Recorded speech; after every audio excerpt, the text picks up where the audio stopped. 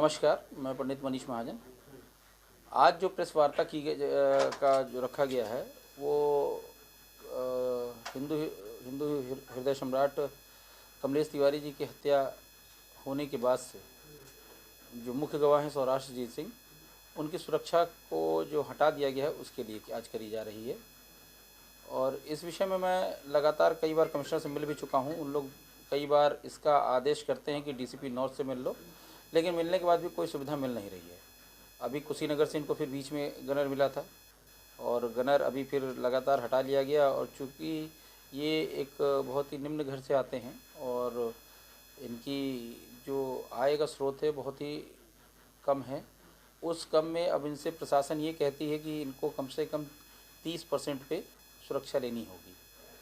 तो जिसकी आय का स्रोत ही नहीं है वो 30% सुरक्षा लेगा कैसे?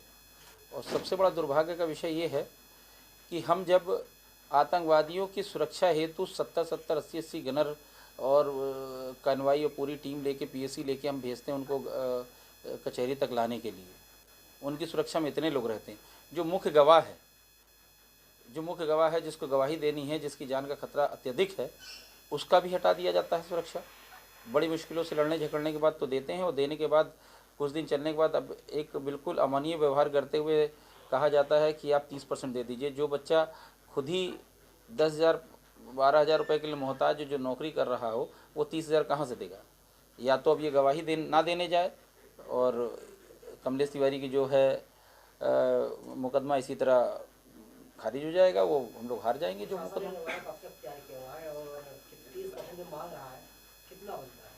30% लगभग बन जाता है इसमें 32,000 रुपये। तो ये 32,000 रुपये कहाँ से देगा जिसकी तनख्वाह ही मात्र 12,000 रुपया 10,000 रुपये है, 10,000 12,000 पाता, वो 30,000 कहाँ से दे देगा? ये खुद उनको सोचना चाहिए सरकार को कि जो आतंकवादी है, जो हत्या कर रहे हैं, जो घर में घुस के मार दे रहे हैं, गर्दन काट के ले जाने का प्रयास करते हैं और उनके समर्थन में इतने लोग आ जाते हैं, उनको सरकार भी मुहैया कर रही है, उनके कहने पर मुकदमा भी ट्रांसफ़र हो जा रहा है। चलो मैं पैरोकार हूँ, मैं सक्षम हूँ, मुझे इन्होंने 30% पे भी देने से मना कर दिया, चलिए ठीक है मत दीजिए।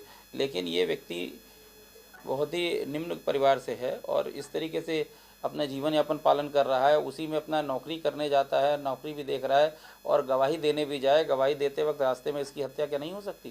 क्या लगता है क्यों हटाई गई इनकी सुरक्षा? मुझे तो लग रहा है साजिशन, ये मुकदमे को ख़त्म करने के लिए ये उत्तर प्रदेश सरकार की साजिश है कि इसकी सुरक्षा हटा के, जिस तरह कमलेश तिवारी की सुरक्षा हटा के उनकी हत्या करा दी गई, उसी तरह इनकी भी जो है सुरक्षा हटा के इनकी भी हत्या करा दिया जाए और केस का मुख्य गवाह खत्म हो जाए, केस ढीला हो जाए, खत्म हो जाए। ये भी नहीं लगता कि कल जैसे कि आपने आह्वान किया 25 नवंबर को आप लोग कमलेश तिवारी के जो मामला चल रहा है उस पर आप लोग एक यात्रा निकाले हैं, उससे भी लग रहा है कि आप हो सकता है? बिल्कुल हो सकता है, क्यों नहीं, क्योंकि हम लोग लगातार इस बात का आवाज़ उठा रहे हैं कि ये सरकार जो कहते हैं कि मैं हिंदू विरोधी ऐसी चीज़ों को नहीं कहता, लेकिन जो उनके समकक्ष आता है उनकी हत्या तो कर दी जाती है तो उन्हें जेल में या किसी मुकदमे में फंसा दिया जाता है। उसी प्रकार जिस तरीके से कमलेश तिवारी की बातों को लेकर हम लोग फिर उठा रहे हैं कि हमें न्याय चाहिए, हमें न्याय तो दें, न्याय के लिए हम लोग फिर से आवाज़ उठा रहे हैं उसी क्रम में, क्योंकि न्याय तो हमें मिलेगा ही मिलेगा अगर गवाही पड़ेगी, साक्ष्य गवाह है, चश्मदीद गवाह है, तो उनको सज़ा तो पड़नी है। लेकिन इनकी सुरक्षा हटा के अगर इनकी भी हत्या हो जाती है तो गवाही कौन देगा? मुकदमा ऐसे ही ख़त्म हो जाएगा, उन लोग छूट जाएंगे और फिर वो किसी ऐसे ही हिंदू वीर की इसी तरह घर में घुस के हत्या करेंगे और हमारी सरकार ऐसे ही देख के मजा लेती रहेगी। अब क्या मांग करते हैं?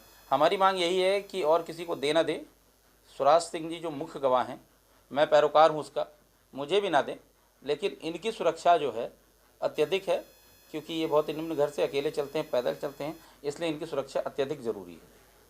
अगर कमलेश तिवारी को उचित न्याय दिलाना है तो इनको सुरक्षा बहुत ज़रूरी है मिलना, क्योंकि जब तक इनकी गवाही नहीं होगी तो उनको सज़ा मिलेगी नहीं, और सज़ा नहीं मिलेगी वो फिर छूट जाएंगे तो फिर ये किसी न किसी तरह और किसी न किसी हिंदू की ऐसे ही हत्या करते हैं। इसमें जो है प्रशासन द्वारा ढिलाई की जा रही है। जब कुशीनगर एसपी से मिलते हैं तो वो कहते हैं कि आप आईजी गोरखपुर से मिलिए, जब वहाँ मिलते हैं तो वो कहते हैं कि लखनऊ का मामला है, आप लखनऊ कमिश्नर से मिलिए, लखनऊ से मिलते हैं कमिश्नर साहब से तो वो कहते हैं एलआई वाले से मिलिए, एलआई वाले कहते हैं कि कमिश्नर साहब आदेश करेंगे तो हमको क्या करना है। लेकिन कमिश्नर साहब 2 बार आदेश कर चुके हैं, उसके बाद भी एलआई वाले आते हैं और फार्म भर के ले जाते हैं, फिर भी कुछ नहीं करते हैं, सुरक्षा नहीं देते हैं। और उसके बाद ऊपर से जो है कहते हैं कि आपको क्या ज़रूरत है सुरक्षा की। कब हटाई गई सुरक्षा?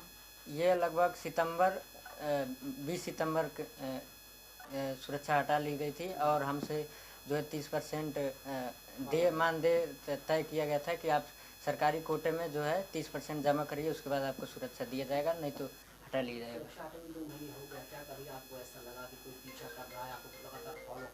जी, एक बार पिछले 19 अगस्त को भी हमला हुआ था, जिसमें हमने गाजीपुर थाने में FIR भी कराया था। 300 धारा 7 में FIR भी हुई, सब कुछ हुआ, लेकिन उसमें कोई कार्रवाई नहीं हुई अभी तक।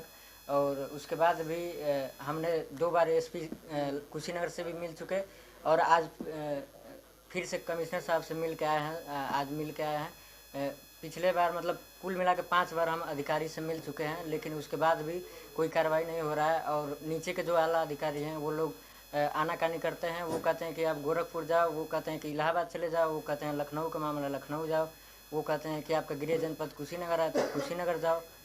ऐसे ऐसे करके सुरक्षा हटा जी टरका रहे हैं। अब आप क्या कहना चाहेंगे? और उसके बाद लगातार धमकी आता है, फ़ोन नए नंबरों से आता है, इसलिए मैं अपना मोबाइल फ्लाइट मोड में करके रखा हूँ ताकि फ़ोन ना आए किसी का। इससे दहशत हो जाता है अपने आप को भी, घर वालों को भी। घर वालों से कैसे संपर्क हो पाता है जब आपने? तो हम घर से दूसरे के फ़ोन के माध्यम से बात करते हैं हमेशा। अभी भी हमारा मोबाइल फ्लाइट मोड में ही पड़ा है। आपने एक बार भी सिम कार्ड क्यों चेंज किया? नहीं, सिम कार्ड वही है, जो पुराना है वही है सर। अच्छा, क्या लगता है अगर आपको आप सिम कार्ड चेंज कर लेंगे तो फिर इसके बाद वो नंबर मिल जाएगा फिर वही? तो अभी कोई व्यक्तिगत नंबर नहीं चला रहे हैं, सिर्फ अगर किसी से बात भी होता है तो व्हाट्सएप और इसके माध्यम से बात हो जाता है, मैसेज के माध्यम। धमकी जो फोन आते हैं नए नंबर से, क्या बोला जाता है? उसमें ये बोला जाता है कि आप कमलेश तिवारी केस के पैरवी करना छोड़ दीजिए, नहीं तो आपको और आपके परिवार को भी उसी तरह से ख़त्म कर दिया क्या जाए। कुछ पैसों की बात कही जाती है कि भाई इतना रुपया ले लो, आप हट जाओ पीछे? अभी तक ऐसा कोई बात नहीं है, लेकिन वो यही तक आया है कि आप केस की पैरवी करना छोड़ दीजिए, वरना आपको जो है उनके जब उनको ऐसे मार दिए तो आपको तो एक चुटकी बजाने में ख़त्म कर दिया जाए। कौन से लोग हैं, क्या जानकारी है? अब इसमें कोई साथ से, अब हम तो जानते नहीं हैं, विदेशी नंबर से भी फ़ोन आते हैं, 14 नंबरों से आते हैं, 6 नंबरों से फ़ोन आते हैं। तो इस डर से जो है अपना मोबाइल हम फ्लाइट मोड में करके रखते हैं हमेशा भी। आप कभी भी फ़ोन मिलाएंगे तो हमारा नंबर स्विच ऑफ बताएगा। इसको लेकर कभी किसी थाने में कहीं पर किसी हमने से मुलाकात की, आपने उसको कंप्लेंट दिया लिखित में? कई बार लिखित है, हमारा फाइल भी इतना पड़ा हुआ है, सब लिखित, हर डेट बाय डेट हर चीज़ रखे हुए हैं, लेकिन इसमें जो है आनाकानी किया जा रहा है कि आप यहाँ जाइए, वहाँ जाइए, वहाँ जाइए हर बार।